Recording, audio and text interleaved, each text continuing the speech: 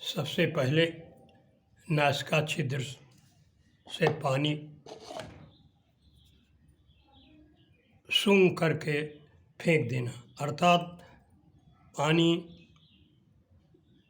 नासिका के अंदर तक पहुंचाकर और फिर फेंक देना। तत्पश्चात ये बाईं साइड इसे ईड़ा कहते हैं, दाहिनी पिंगला। ईड़ा और पिंगला दोनों के जो नासिकासुर के अगल बगल यहाँ आँखों से लेकर के श्लेष्मा, जिसे नाक कहते हैं, सूख जाती है, उसको निकालना बहुत ज़रूरी है, क्योंकि जब इस तरह से सूख जाते हैं तो सर्दी जुकाम बुखार यहीं से बीमारियां पैदा हो जाती हैं। मुख से कफ है तो मुख से कफ निकालना चाहिए। अब देखिए, हम बाईं नासिका से श्वास खींच करके बाहर फेंक रहे हैं।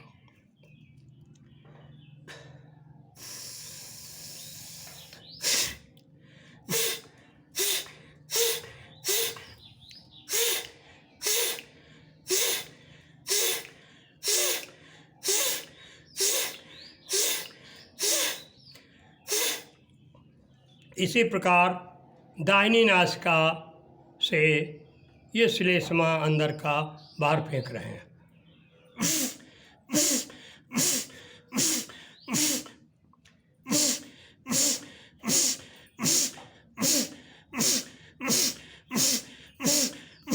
फिर बदल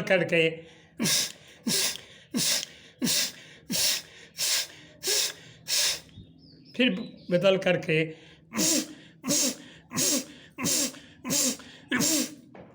ये नासिका स्वच्छ साफ होती हैं, तब सर्दी जोर जुकाम बुखार कभी नहीं होता।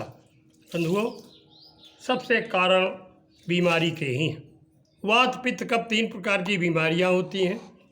यहीं से तीनों बीमारियों का आक्रमण होता है। अब एक नासिका से जोर खींच करके कुछ देर तक खींचते हैं, 21 की गिनती तक मन में गिनते रहो।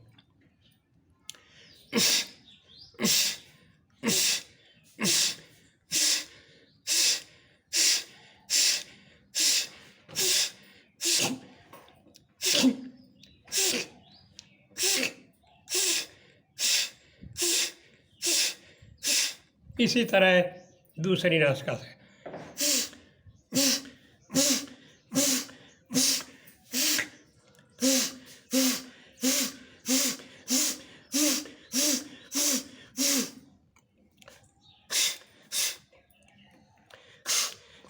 फिर दोनों नासिका से साथ साथ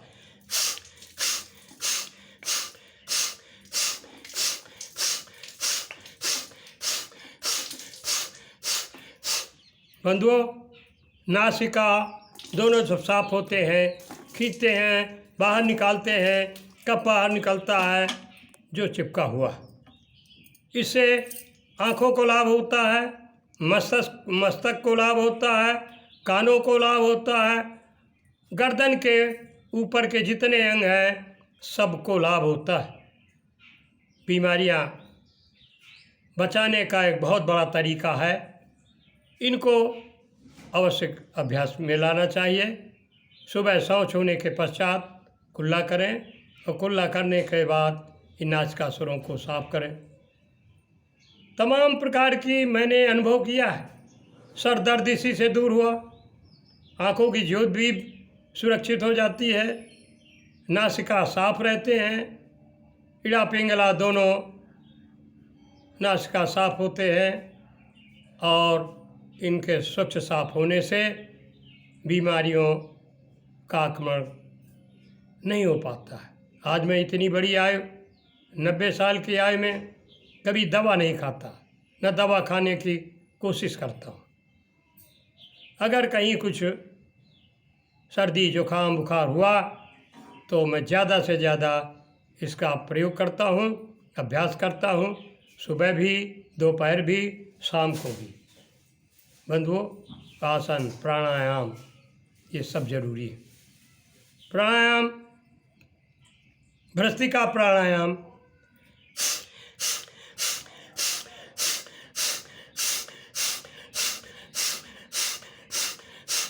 दोनों नासिका से साथ इसे भ्रस्त्रिका प्राणायाम कहते हैं। भ्रस्त्रिका का मतलब होता है जैसे लोहार की धौंकनी। धौंकनी चलाने से लोहा जो तपाया जाता है वो लाल बम हो जाता है और फिर उसके औजार बनाए जाते हैं।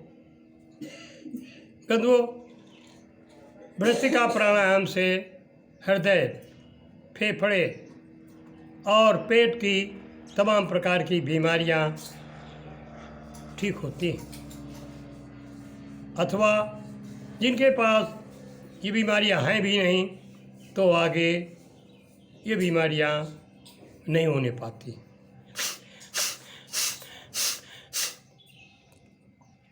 अनुलोम विलोम का सरल तरीका है।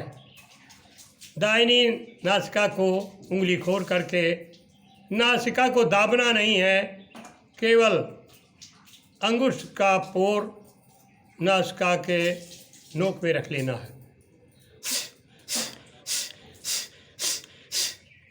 दूसरा इसी तरह से बाई नासिका। इनको अनुलोम विलोम कहते हैं। बंधुओं, ये भी एक लाभकारी प्राणायाम है। शीतकालीन प्राणायाम गर्मी में किए जाते हैं।